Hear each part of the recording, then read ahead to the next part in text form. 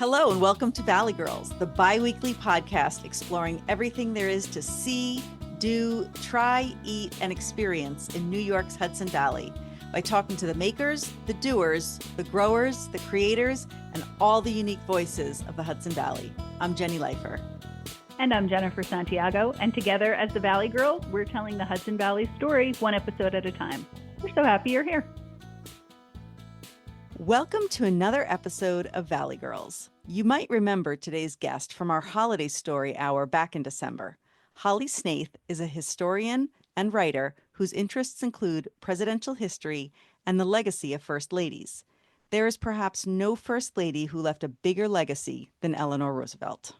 Yeah, I'm so excited to talk to Holly because I love to geek out about Eleanor Roosevelt. My favorite anecdote about Eleanor is that in the 1930s, the World War I veterans who had been promised bonus certificates as part of the World War Adjusted Compensation Act set up an encampment in D.C. to protest not having received the promised redemptions, and they called themselves the Bonus Army.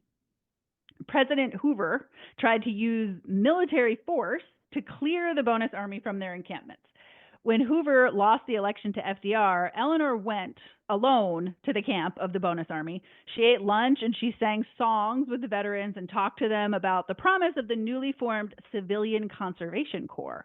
One veteran later remarked, and this is my favorite quote, "Hoover sent the army, Roosevelt sent his wife."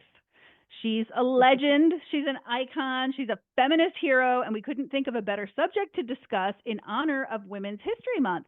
Holly, thank you so much for being here to talk about Eleanor with us. Well, thank you so much for having me. I'm excited to be here, and I love that story too. I mean, Herbert Hoover, he made some mistakes during his presidency. Yeah.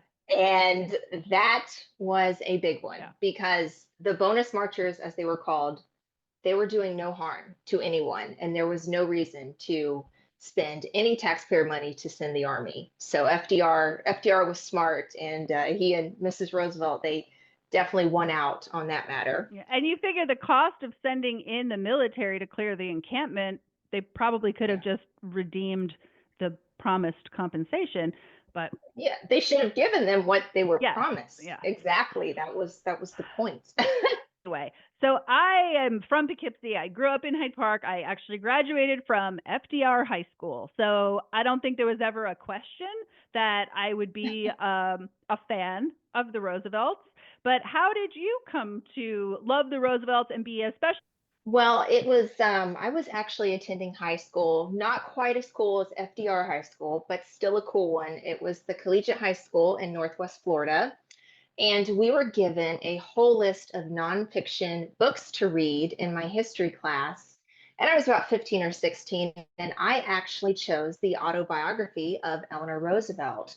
And as I was reading her book, I was just struck by her immense courage, her heart, compassion, and how she evolved as a person. And I think as a teenage girl, I could relate to some of the insecurities that she felt as a young woman, but yet she was able to break through those insecurities and live a life of purpose. And then shortly after that, I went to Warm Springs, Georgia, where FDR built the first hospital for polio patients in 1927. And I absolutely fell in love with that small southern town. And they were just so proud of FDR and the work that he had done there. And he absolutely, without a doubt, put Meriwether County on the map. And I highly recommend that all listeners visit the Little White House. And I ended up doing my senior capstone project in high school on FDR and the creation of the March of Dimes. And then I interned at FDR's Little White House when I was 17. So that actually led to me getting to Hyde Park up to the Hudson Valley after I graduated from the University of Florida. I don't think I knew That's that incredible. about FDR and the March of Dimes, know. actually. Yes, he created the March of Dimes. I did not know. It was actually the National Foundation for Infantile Paralysis. And then in 1938, they started calling it the March of Dimes. Wow. That's why FDR is on a dime. Oh my goodness. You just blew my I mind. know. I did not know that. What a connection. Wow. There's a lot of people. Actually, when I was interning in Warm Springs, we would ask people who's on the dime. And so many people said Eisenhower. Oh. Because it does kind of look like Eisenhower, but we said no, it's actually FDR because he created the March of Dimes. Wow. Wow. Okay. I bet So I'm there's not your the fact for the only day. person who was today years old when I found that out. Yeah, So, wow. I'm sure you're not the only person. That's why I do what I do, everybody. Incredible. So So cool. you had the privilege of working on a really special project called Eleanor's Pictures. Can you tell us about that? Yes, absolutely. It was very special. So that actually happened when I moved to Hyde Park right after college, and I interned at the FDR Library for about 5 months. And then the National Park Service hired me to do a historical restoration project at Valkill, restoring Eleanor Roosevelt's photographs that she had hanging up on the wall. So, to give you some background, Eleanor died in 1962. Her youngest son, John, inherited Valkill. And then in the 1970s, he and his wife sold the property to developers. So there was a big auction, and so many of her items, her household objects, and photographs were sold off to others, while some of the photos were dispersed amongst family members. So in the early 1980s, the National Park Service obtained Valkill again, and some of these items and photos began to trickle back in. Fast forward to 2015, the National Park Service was still working on restoring all of these photographs that she had hanging up at her home. So they hired me to first, I had to study archival photos taken in 1962 by a man named William Stickle.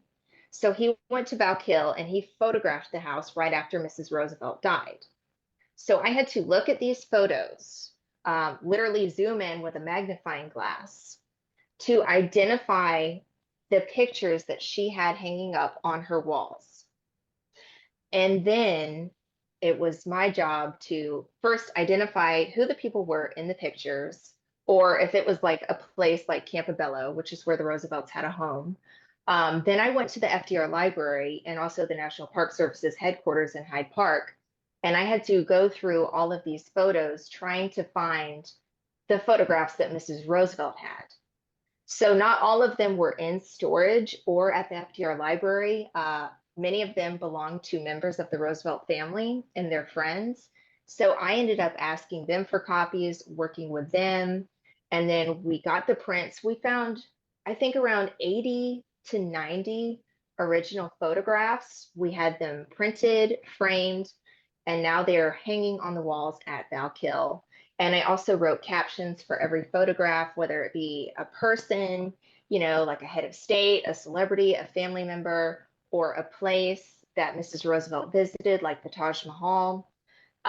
In total, it took about a year and a half to complete. And I just learned so much about Eleanor as a person.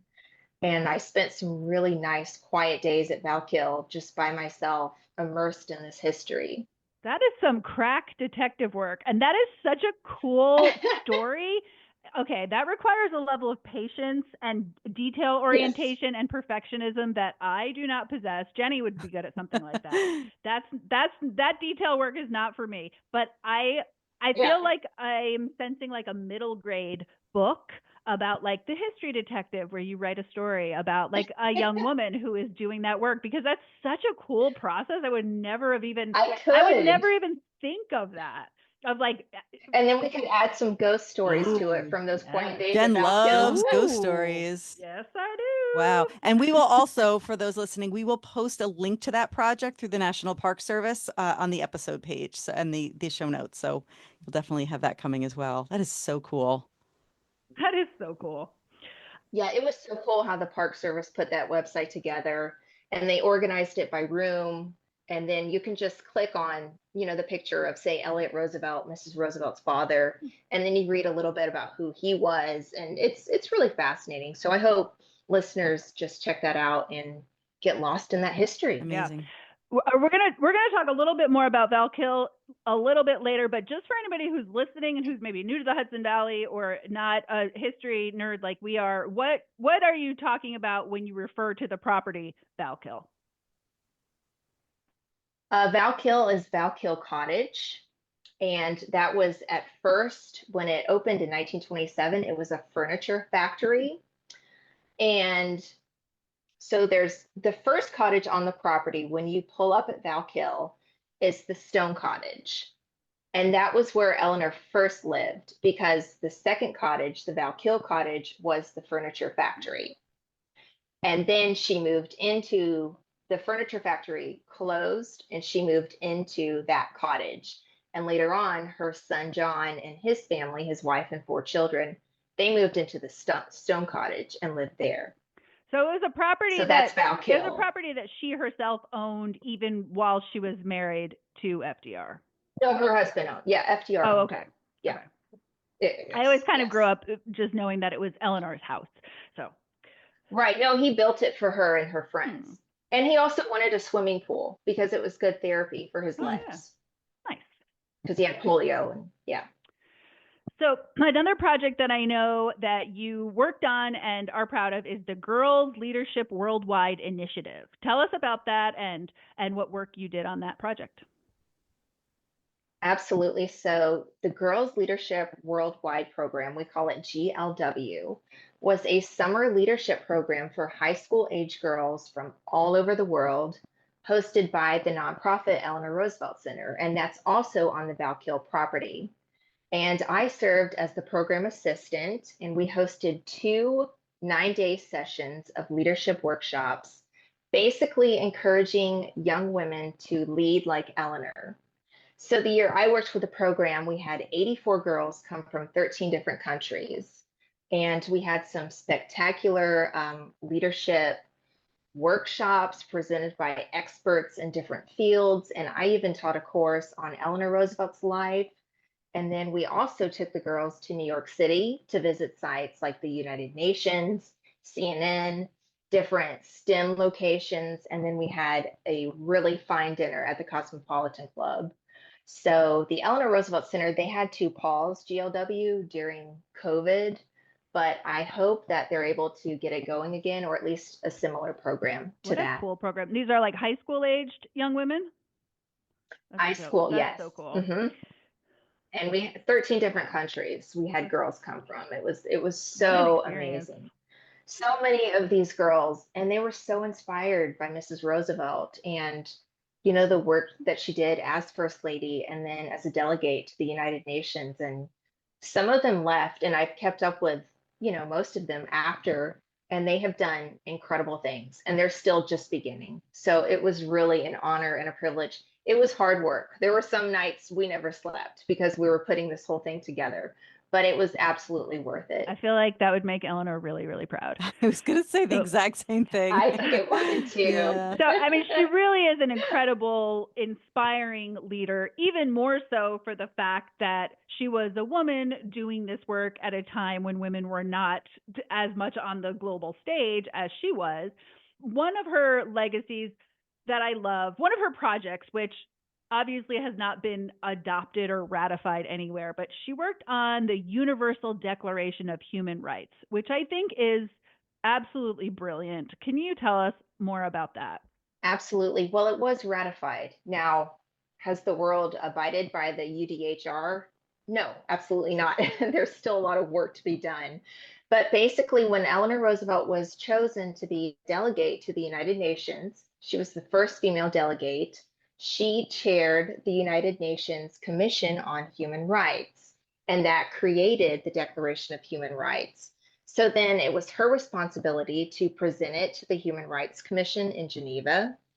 And she had quite a difficult task in dealing with the Soviet Union because they did not endorse the UDHR because they believed that only the state could enforce human rights. And they abstained from voting. But the General Assembly at the United Nations did adopt the Declaration of Human Rights in December of 1948. And it was so important because it was drafted 3 years after the end of World War II.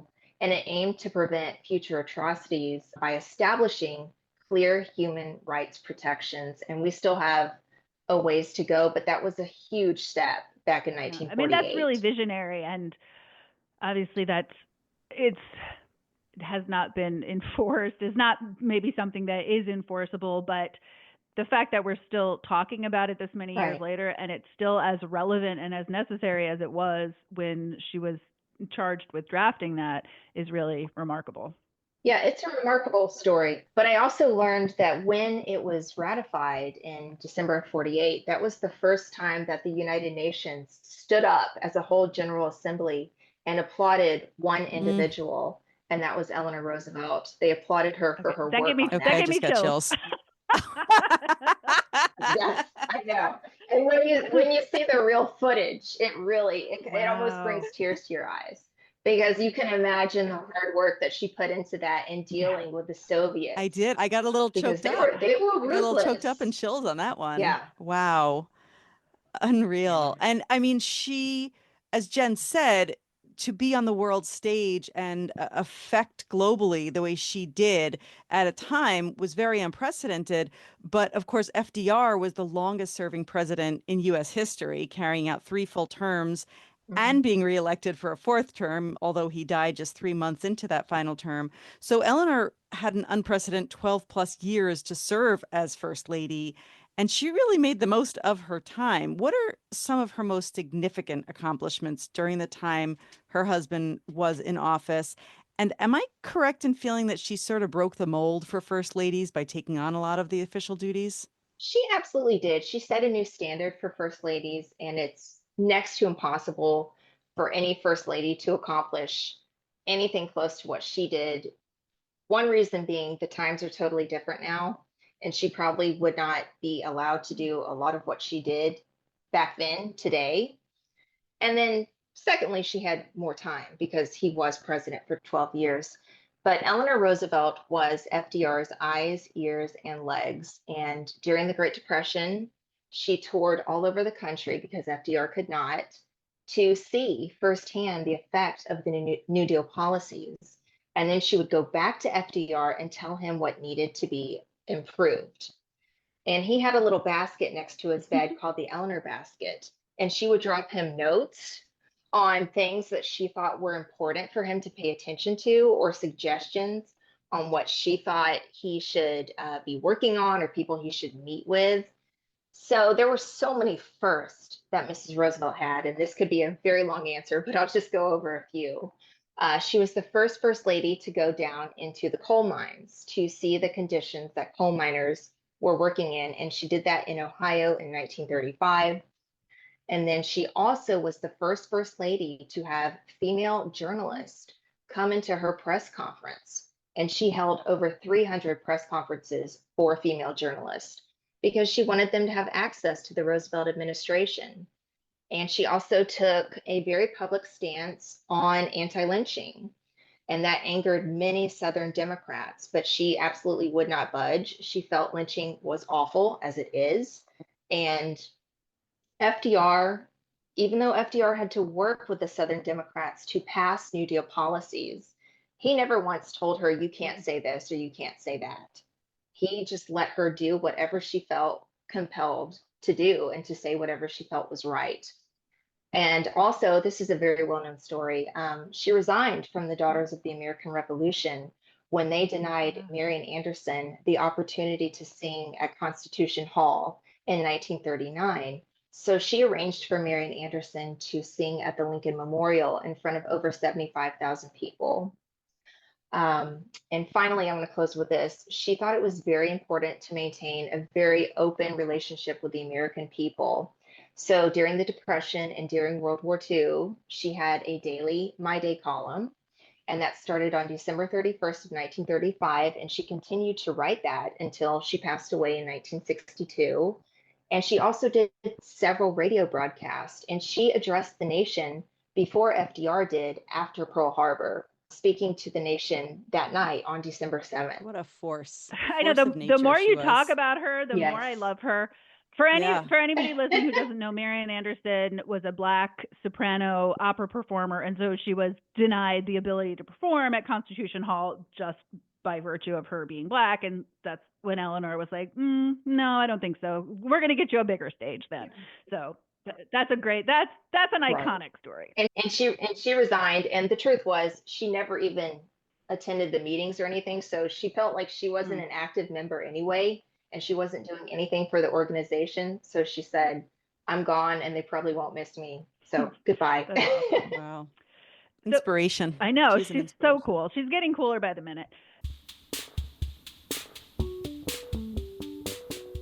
If you listened to the premiere episode of season 3, you heard our conversation with Debbie Jaquindo, the Hudson Valley wine goddess, and you know that we love wine.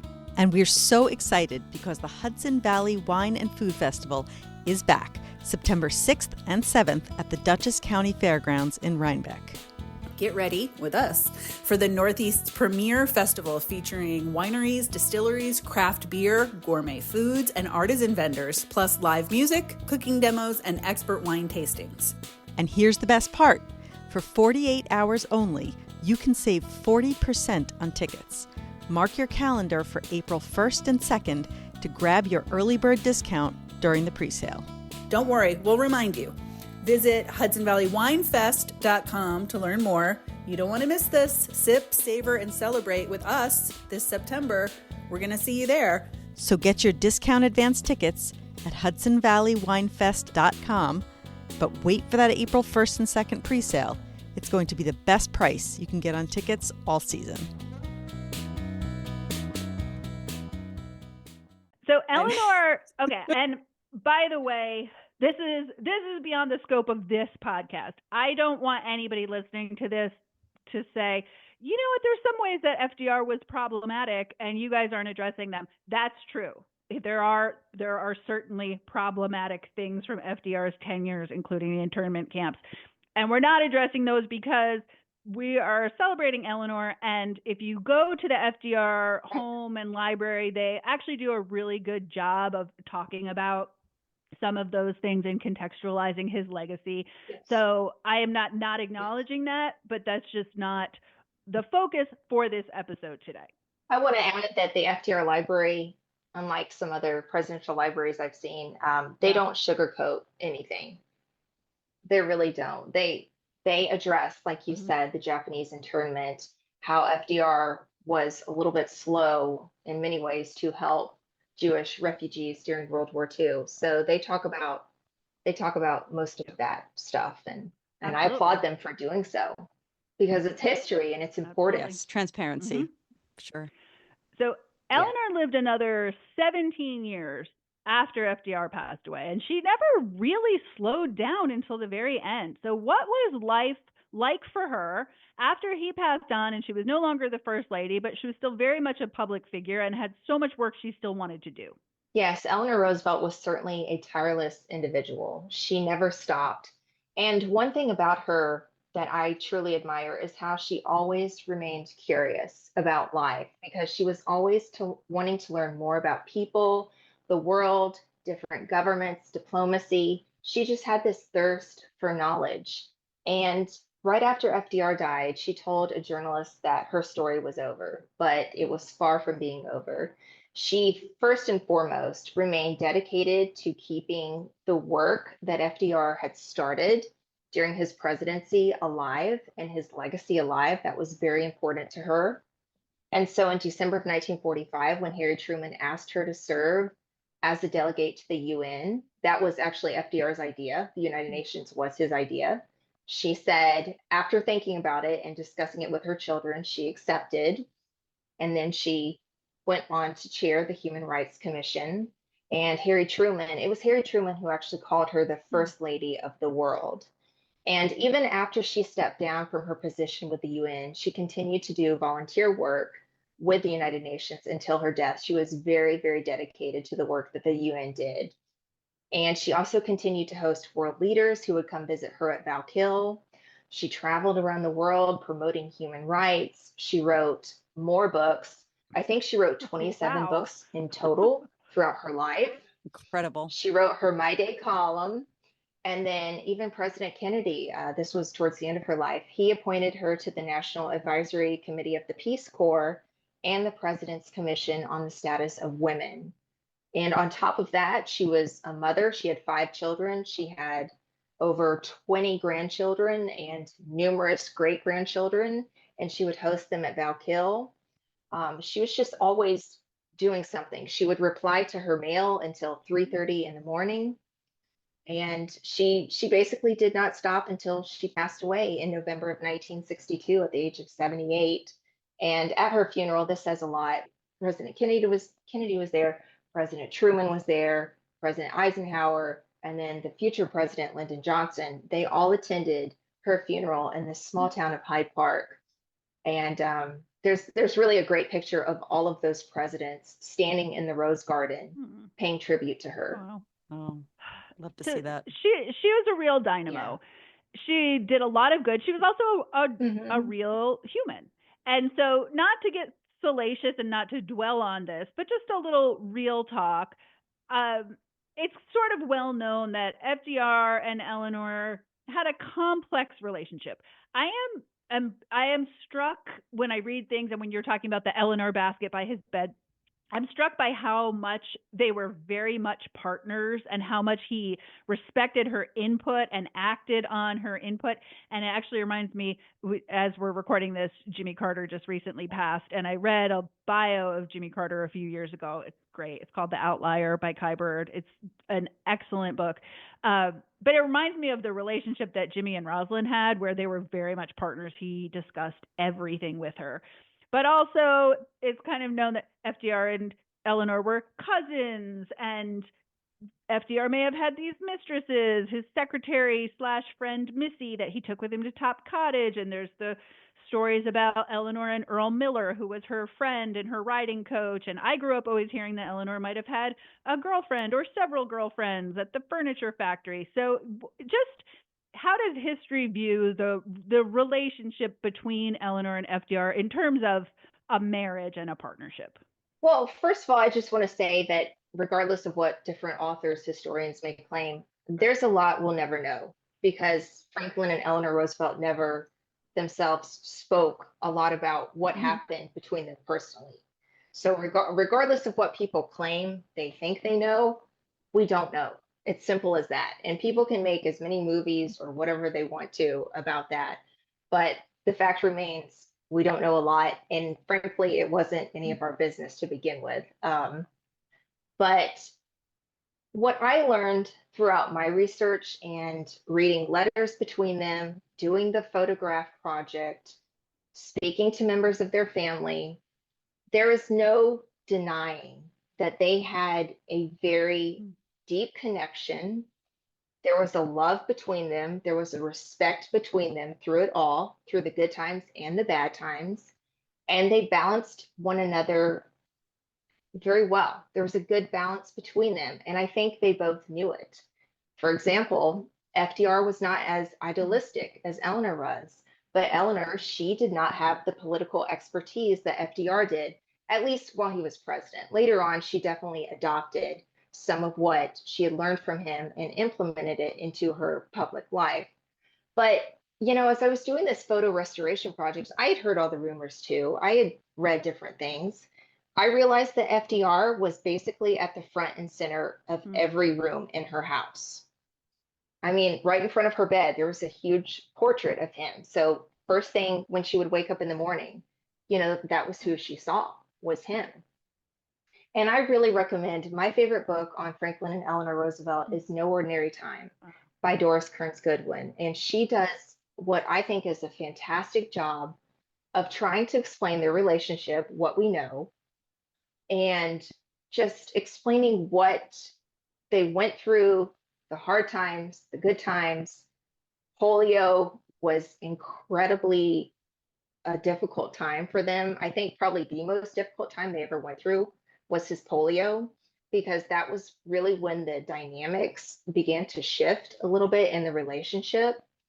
So she does a fantastic job, and I can't recommend that book enough. But both the Roosevelts definitely had this devoted inner circle of friends and employees like Missy LeHand, Tommy Thompson, who was Eleanor's secretary, Louis Howe, Harry Hopkins. That's just a few. There were so many, but these people were so devoted to the Roosevelts that their own personal lives were hindered by this devotion. You know, a lot of them never married. Many of them were married and neglected their families because they were just so in the Roosevelt circle, and they were so focused on the New Deal and furthering FDR's what he wanted to do, his goals in changing America and bringing them out of the depression, bringing us out of the depression. So there's many key figures. Missy LeHand is definitely a huge figure in the story of FDR.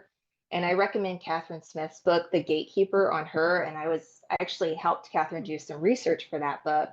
But even when I did the photo project at Valkill, I discovered that Eleanor had a photo of Missy LeHand in her bedroom as well. And Missy was like a member of their family. So, there's so many stories, and again, a lot that we don't know, but it's really fascinating to uncover the stories of these individuals who were just dedicated to Yeah. Franklin and And Eleanor as you say, Roosevelt. in many ways, the dynamics of their marriage are very much none of our business, but it's so interesting how much he clearly valued her as his intellectual equal and how much influence and sway she had at a time when that was not how most marriages probably operated.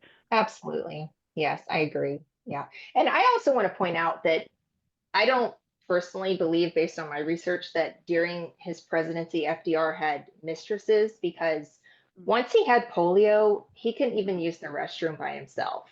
He always had to have help to do these things that we consider to be, personal.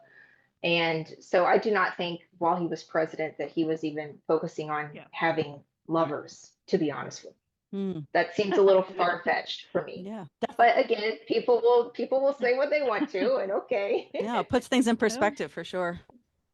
It does. So one Yeah. other thing that you mentioned is the Eleanor Roosevelt School. And you said that many members of the Roosevelt family today are very passionate about the Eleanor Roosevelt School, and they see it as a really key part of keeping her name and her legacy alive. But I actually didn't know anything about it until you first mentioned it. So what is the Eleanor Roosevelt School, and what are some of the projects they do?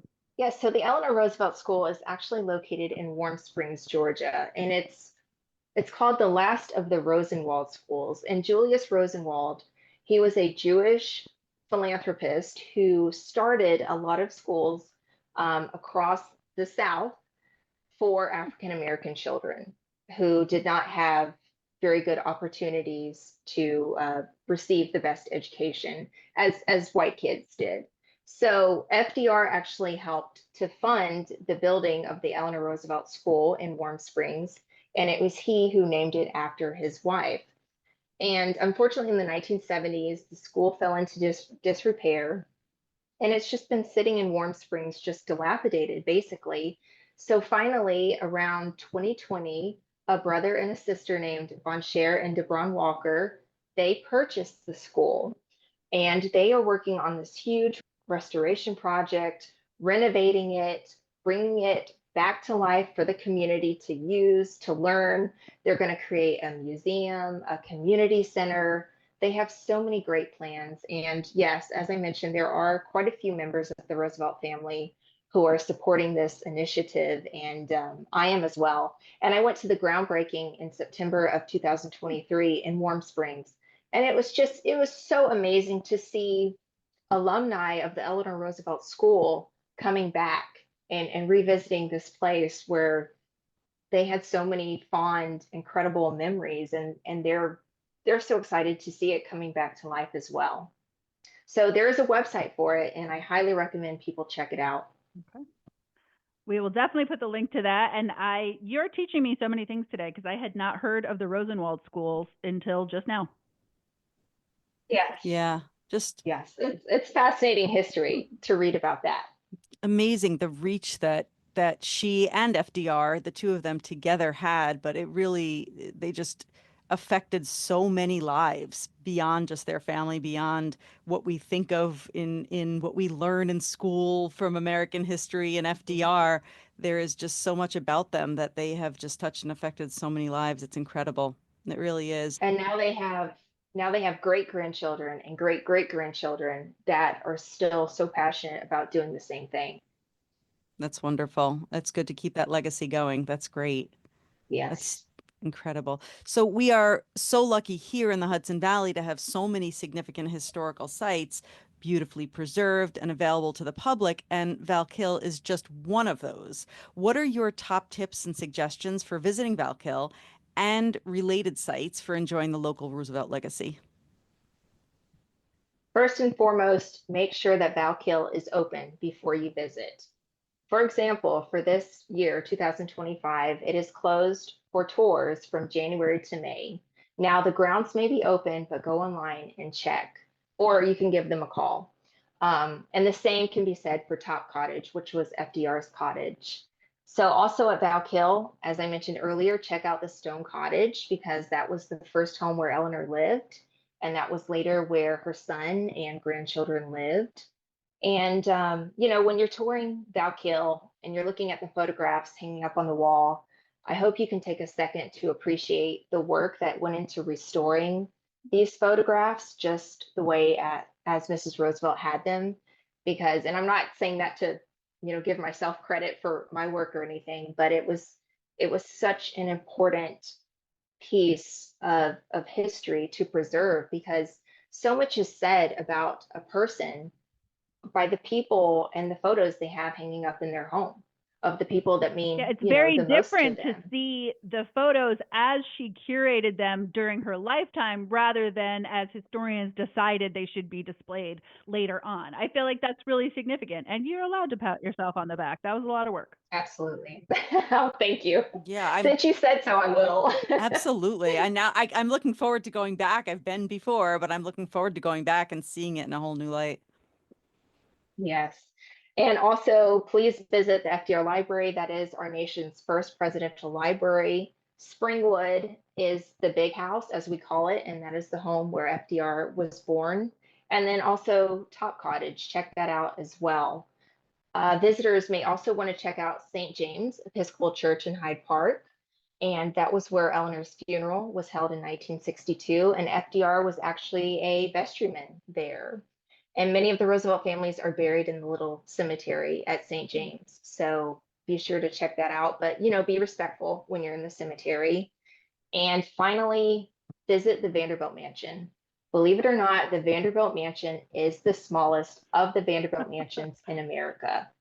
And that was actually where I had my office when I was working on the restoration project at Valkill. I Was am over at so Vanderbilt. envious. I would kill to have an office there. Yeah, it was really incredible to be able to go there every day to do my work, and then just the overlook of the Hudson Valley and the Hudson River is fantastic at the Vanderbilt Mansion. So check that out as well. Jen and I have actually both of us mentioned Vanderbilt numerous times throughout All our the time. episodes because all the time we are both completely obsessed with Vanderbilt Mansion. And that was one of the first things that bonded us when we became friends in college is she's from Poughkeepsie, Hyde Park area, and I'm from Hurley, Kingston area. And when we discovered that was both of our favorite place, it was definitely a The bonding thing. So Italian we still to gardens this are day, our place. oh, that's our Yep. place. We love it. Love it. And I would do my walk there every day. And those hills, Incredible. Oh, yeah. that is no The joke. hill down to Barred Rock, which is closed to vehicle traffic most of the Yes. time, so you can walk down there. That is a hill. That's a serious hill. Also, the last is, time I yes. was at Valkill was probably 10 years ago now, and I didn't go through the house. I had my son and Jenny's son with me, and they were little boys. And so we went into the visitor center and we talked to the park ranger, and she told us that we could hike a trail through the woods up to Top Cottage. And she said, it's about a mile, should take you about an hour. And I'm like, okay, it's not going to take me an hour to walk a mile, but okay. So the boys were like, yeah, let's go. That hike kicked my butt. And it did, in fact, take an hour, but it was very cool to hike up there. I don't know if they still let you do that because you have to have like a reservation to go to Top Cottage, and you can only go on the shuttle from Springfield now. But there are some nice hiking trails still at Valkill that are beautiful. Yeah, and I want to say about Top Cottage, Elliott Roosevelt, Franklin and Eleanor Roosevelt's second son, he owned Top Cottage after FDR's death.